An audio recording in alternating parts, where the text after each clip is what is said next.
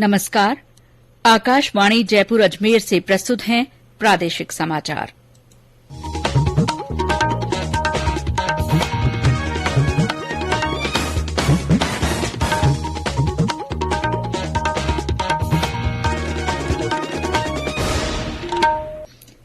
मुख्य समाचार। प्रधानमंत्री नरेंद्र मोदी ने गुजरात के गांधीनगर में डिजिटल भारत सप्ताह का शुभारंभ किया। कई डिजिटल सुविधाओं की शुरूआत। प्रधानमंत्री ने कहा, स्वतंत्रता के बाद पहली बार देश में जनजातीय गौरव और विरासत को प्रदर्शित करने के लिए आदिवासी संग्रहालयों की स्थापना। दूरसंचार विभाग ने वायरलेस जैमर और बूस्टर रिपीटर्स के इस्तेमाल संबंधी नए परामर्श जारी किए। अलवर के भिवाड़ी में एक्सिस बैंक से डकैतों ने 70 लाख रुपए नकद और 26 लाख रुपए के जेवरात लूटे। और राज्य सरकार ने 29 आईएएस और 16 आईपीएस अधिकारियों के तबादले किए।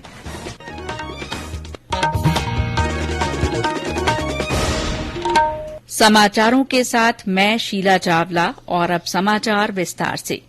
प्रधानमंत्री नरेंद्र मोदी ने आज गुजरात के गांधीनगर में डिजिटल भारत सप्ताह का शुभारंभ किया। इस अवसर पर प्रधानमंत्री ने कहा कि डिजिटल इंडिया को लोगों ने मजबूत बनाया है। उन्होंने कहा कि भारत ने डिजिटल इंडिया कार्यक्रम को पूरी दुनिया के सामने रखा है। 8 वर्ष पहले शुरू हुआ ये अभियान बदलते हुए समय के साथ खुद को विस्तार दे रहा है। हर साल डिजिटल इंडिया अभियान में नए आयाम जुड़े हैं, नई टेक्नोलॉजी का समावेश हुआ है। माई स्कीम हो, भाषिणी भाषा दान हो, डिजिटल इंडिया जेनेसिस हो, चिप्स टू स्टार्टअप प्रोग्राम हो या बाकी सारे प्रोडक्ट्स, ये सारे ईज ऑफ लिविंग और ईज ऑफ डूइंग बिजनेस को मजबूती देने वाले हैं। विशेष तौर पर इनका बड़ा लाभ भारत के स्टार्टअप इकोसिस्टम को होगा। प्रधानमंत्री ने इस अवसर पर कई डिजिटल सुविधाओं की शुरूआत भी की। डिजिटल इंडिया का उद्देश्य लोगों को प्रौद्योगिकी सुलभ कराकर जीवन यापन को आसान बनाना और स्टार्टअप तंत्र को मजबूती प्रदान करना है।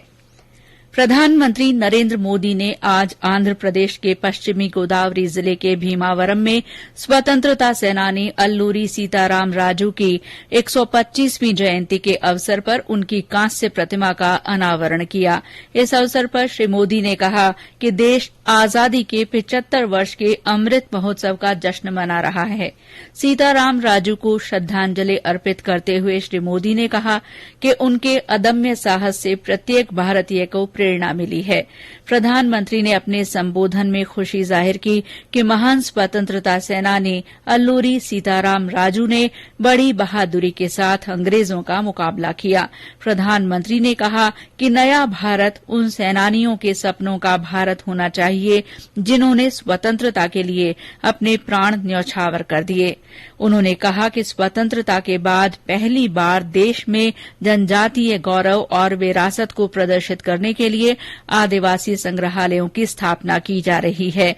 Alluri Sitarama Raju memorial tribal freedom fighters museum Andhra Pradesh के लांबा सिंगी में बनाया जा रहा है। केंद्रीय गृह और सहकारिता मंत्री अमित शाह ने कहा है कि भारत में सहकारी समितियों ने पिछले 100 वर्षों में उल्लेखनीय काम किया है। सहकारिता के 100वें अंतर्राष्ट्रीय दिवस के अवसर पर आज नई दिल्ली में आयोजित एक कार्यक्रम को संबोधित करते हुए श्री शाह ने सभी सहकारी समितियों से आगामी 100 वर्षों में और भी बेहतर काम करने का संकल्प लेने को कहा। श्री शाह ने कहा कि चुनौतियों के बावजूद राष्ट्र में सहकारिता आंदोलन लगातार मजबूत हुआ है। इस कार्यक्रम का आयोजन सहकारिता मंत्रालय और राष्ट्रीय सहकारी संघ द्वारा किया जा रहा है। इस वर्ष अंतर्राष्ट्रीय सहकारिता दिवस का विषय है सहकारिता की आत्मनिर्भर भारत और बेहतर विश्व के निर्माण में भूमिका। दूरसंचार विभाग ने आम जनता के लिए वायरलेस जैमर और बूस्टर रिपीटर्स के इस्तेमाल संबंधी नए परामर्श जारी किए हैं। 1 जुलाई को जारी दिशा निर्देशों में कहा गया है कि आमतौर पर cellular signal jammer, GPS blocker या अन्य सिग्नल जैमिंग उपकरणों का इस्तेमाल अवैध है। इन उपकरणों का इस्तेमाल करने की अनुमति उन्हीं लोगों और संस्थाओं को है जिन्होंने सरकार से पहले मंजूरी ली है। भारत में सिग्नल जैमिंग उपकरणों का विज्ञापन, बिक्री, वितरण, आयात या कारोबार करना गैर कानूनी है। दूरसंचार विभाग ने सभी ई कॉमर्स कंपनियों को अपने ऑनलाइन प्लेटफॉर्म पर वायरलेस जैमर बेचने या बेचने की सुविधा देने के प्रति चेतावनी दी है। ये समाचार आकाशवाणी जयपुर अजमेर से प्रसारित किए जा रहे हैं। समाचार अभी बाकी हैं, पहले ये संदेश। कॉम्पिटिशन्स की अगर आप कर रहे हैं तैयारी, तो आपके लिए ऑल इंडिया रेडियो लाया है कार्यक्रम अभ्यास। एक ऐसा कार्यक्रम जिसमें आप पूछते हैं सवाल 9289094044 पर या फिर ईमेल करते हैं abhyas.airnews@gmail.com पर, जिसके जवाब एक्सपर्ट देंगे शनिवार रात 9:30 बजे। इस बार का विषय है ज्योग्राफी यानी कि भूगोल और प्रश्न भेजने की अंतिम तारीख है 6 जुलाई। आपके सवालों का हम कर रहे हैं इंतजार। आपका अभ्यास हमारा प्रयास। समाचारों में आपका फिर स्वागत है। राज्य सरकार ने एक आदेश जारी कर भारतीय प्रशासनिक सेवा के 29 अधिकारियों के तबादले किए हैं। इस सूची में कई महत्वपूर्ण पदों पर अधिकारियों को बदला गया है। कैलाश चंद मीणा को जोधपुर में संभागीय आयुक्त के पद पर लगाया गया है।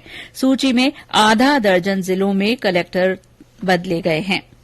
सरकार ने एक अन्य आदेश जारी कर भारतीय पुलिस सेवा के 16 अधिकारियों के तबादले किए हैं। प्रसन्न कुमार खमेसरा को कोटा तथा गौरव श्रीवास्तव को भरतपुर रेंज का पुलिस महानिरीक्षक बनाया गया है। इस सूची में कुछ जिलों के पुलिस अधीक्षक भी बदले गए हैं। अलवर जिले के भिवाड़ी कस्बे में एक्सिस बैंक शाखा से डकैतों ने 70 लाख रुपए से अधिक नकद और करीब 26 लाख रुपए के जेवर लूट लिए। बैंक कर्मियों ने पुलिस को बताया कि करीब 10 बजे बैंक खुलने के कुछ देर बाद ही मोटरसाइकिल पर सवार डकैत आ गए। बैंक में घुसते ही उन्होंने कर्मचारियों को बंधक बना लिया और लॉकर की चाबी ले ली। लॉकर में जितने रुपए और सोना मिला वे उसको लेकर फरार हो गए। पुलिस के अधिकारियों ने मौके पर पहुंचकर जांच शुरू की। जयपुर रेंज के आईजी उमेश दत्ता ने भी मौका मुआयना किया। भिवाड़ी के अतिरिक्त पुलिस अधीक्षक विपिन शर्मा ने आकाशवाणी को बताया कि इलाके में नाकेबंदी कर दी गई है। पुलिस सभी संभावनाओं को ध्यान में रखकर मामले की जांच कर रही है। और अब मौसम। प्रदेश के कोटा संभाग में हुई तेज बारिश से चंबल, काली सिंध और पार्वती नदियों का जल स्तर बढ़ गया है। संभाग के चारों बड़े बांध अपनी कुल भराव क्षमता के नजदीक पहुंच गए हैं। अभी तक गांधी सागर बांध में 1298 फुट, राणा प्रताप सागर में 1138 फुट, जवाहर सागर में 978 फुट और कोटा बैराज में 853 फुट पानी भर चुका है। क्षेत्र में कैथुदा रपट पर 2 फुट पानी आने से 12 सवाई माधोपुर मार्ग अवरुद्ध हो गया है। इस कारण लोगों को गेता माखीदा होकर जाना पड़ रहा है। सवाई माधोपुर जाने के लिए लोग श्योपुर मार्ग का भी सहारा ले रहे हैं। बूंदी में बारिश के बाद जिले का प्रसिद्ध पर्यटन स्थल रामेश्वर महादेव पर्यटकों के आकर्षण का केंद्र बना हुआ है। धौलपुर में आज तेज उमस के बाद दोपहर में बारिश हुई। बाड़मेर में दोपहर में 1 घंटा हल्की से मध्यम बरसात हुई है। मौसम केंद्र जयपुर के निदेशक राधेश्याम शर्मा ने बताया कि कल से 7 जुलाई तक बारिश का एक नया दौर शुरू होगा। पूरा मानसून कोर जोन में मानसून एक्टिविटी जो है वो सक्रिय है। राजस्थान के ज्यादातर एरियाज में रेनफॉल कंटिन्यू रहेगा। वहीं अजमेर और आसपास के जो क्षेत्र है यहाँ पर कहीं कहीं भारी बारिश और 1-2 स्थानों पर अति भारी बारिश भी होने की संभावना है। कुल मिलाकर अगले 5-6 दिनों के दौरान राजस्थान में मानसून एक्टिव रहेगा और साउथ ईस्ट और साउथ राजस्थान के भागों में कहीं कहीं भारी और 1-2 स्थानों पर अति भारी बारिश होने की संभावना है। जयपुर शहर के जगतपुरा, प्रतापनगर, महल रोड के आसपास वाले क्षेत्र तथा खोनागौरियान क्षेत्र में भी जल्दी ही बीसलपुर बांध परियोजना से पेयजल आपूर्ति की जाएगी। मुख्यमंत्री अशोक गहलोत ने परियोजना के दूसरे चरण के कामों के लिए 366 करोड़ 67 लाख रुपए की मंजूरी दी है। इससे बगरू विधानसभा क्षेत्र के अंतर्गत जयपुर नगर निगम ग्रेटर के वार्ड संख्या 199 और 5 गांवों का करीब 20 वर्ग किलोमीटर क्षेत्र लाभान्वित होगा। गौरतलब है कि मुख्यमंत्री ने बजट में बीसलपुर बांध पेयजल परियोजना के दूसरे चरण की घोषणा की थी। राजसमंद के भीम कस्बे में आज अज्ञात व्यक्ति ने ड्यूटी पर तैनात एक हेड कांस्टेबल पर हमला कर दिया। पुलिसकर्मी को अजमेर रेफर किया गया है, जहां उनका उपचार जारी है। पुलिस अधीक्षक सुधीर चौधरी ने बताया कि कस्बे में पुलिस बल बढ़ा दिया गया है। उदयपुर में केंद्रीय जल शक्ति मंत्री गजेंद्र सिंह शेखावत ने आज मृतक कन्हैयालाल के निवास पर पहुंचकर उनके परिजनों से मुलाकात की और उन्हें सांत्वना दी। बाद में श्री शेखावत ने भारतीय जनता पार्टी के कार्यकर्ताओं से बातचीत की। धौलपुर जिले में 2 अलग अलग सड़क हादसों में 3 लोगों की मौत हो गई और एक अन्य घायल हो गया। पुलिस के अनुसार करौली धौलपुर रोड पर सरमथुरा के कंचनपुरा गांव के पास एक बस ने मोटरसाइकिल को टक्कर मार दी। मोटरसाइकिल सवार 2 युवकों की हादसे में मौत हो गई।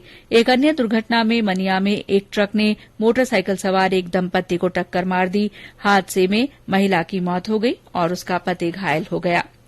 राज्य के निर्वाचन विभाग ने मतदाताओं द्वारा पंजीकरण के लिए भरे जाने वाले प्रपत्रों में संशोधन किया है। इससे मतदाताओं के लिए फॉर्म भरना सुविधाजनक हो जाएगा। नए आवेदन पत्र आगामी 1 अगस्त से प्रभावी होंगे। इसके अलावा निर्वाचन विभाग ने मतदाता सूची में नाम जुड़वाने के लिए अर्हता 1 जनवरी के स्थान पर साल में 4 बार यानी 1 जनवरी, 1 अप्रैल, 1 जुलाई और 1 अक्टूबर निर्धारित की है। और अंत में मुख्य समाचार एक बार फिर। प्रधानमंत्री नरेंद्र मोदी ने गुजरात के गांधीनगर में डिजिटल भारत सप्ताह का शुभारंभ किया। उन्होंने कई डिजिटल सुविधाओं की शुरूआत भी की। प्रधानमंत्री ने कहा है कि स्वतंत्रता के बाद पहली बार देश में जनजातीय गौरव और विरासत को प्रदर्शित करने के लिए आदिवासी संग्रहालयों की स्थापना हुई है। दूरसंचार विभाग ने वायरलेस जैमर और बूस्टर रिपीटर्स के इस्तेमाल संबंधी नए परामर्श जारी किए हैं। अलवर के भिवाड़ी में एक्सिस बैंक से डकैतों ने 70 लाख रुपए नकद और 26 लाख रुपए के जेवरात लूट लिए। और राज्य सरकार ने 29 आईएएस और 16 आईपीएस अधिकारियों के तबादले किए हैं। इसके साथ ही प्रादेशिक समाचार बुलेटिन समाप्त हुआ। नमस्कार।